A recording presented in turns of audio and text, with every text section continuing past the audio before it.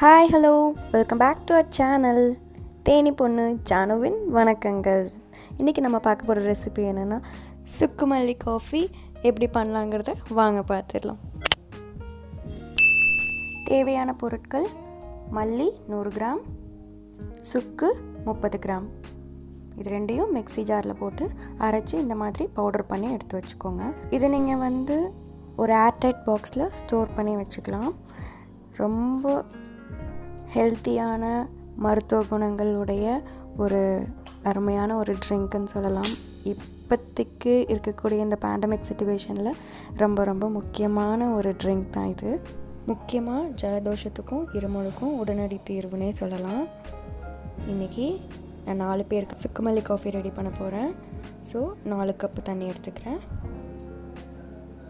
வெல்லம் இல்லைன்னா நீங்கள் கருப்பட்டி கூட சேர்த்துக்கலாம், அது உங்கள் விருப்பம். அப்புறம் 2 டேபிள் ஸ்பூன் சுக்கு காஃபி பவுடர். ஃபர்ஸ்ட் வெல்லம், உங்களோட டேஸ்ட்டுக்கு ஏற்ற மாதிரி நீங்கள் வெல்லம் ஆட் பண்ணிக்கோங்க. நான் இன்றைக்கி ஒரு 2.5 டேபிள் ஸ்பூன் வெல்லம் போட்டிருக்கேன்னு வச்சுக்கோங்க. அதுக்கப்புறம் 2 டேபிள் ஸ்பூன் நம்ம அரைச்சி வச்சுருந்த சுக்கு காஃபி பவுடர்.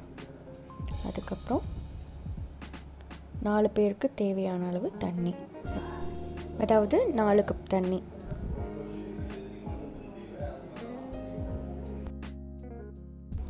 அவ்வளோதான். இப்போ இதை அடுப்பில் வச்சு ஒரு கொதி வந்ததும் இறக்கிடலாம்.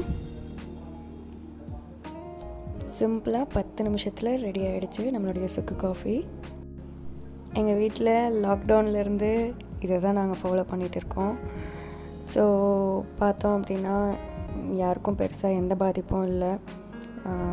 சின்ன கோல்டுனாலும் டக்குன்னு கிளியர் ஆகிடும். நம்மளோட த்ரோட் இஷ்யூஸ்னாலும் உடனடியே கிளியர் ஆகக்கூடிய ஒரே மெடிசன் தான் இது தான். ட்ரை பண்ணி பார்த்துட்டு கமெண்ட் பாக்ஸில் உங்களோட எக்ஸ்பீரியன்ஸை ஷேர் பண்ணுங்கள்.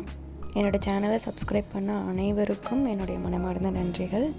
டேக் கேர், பாய்.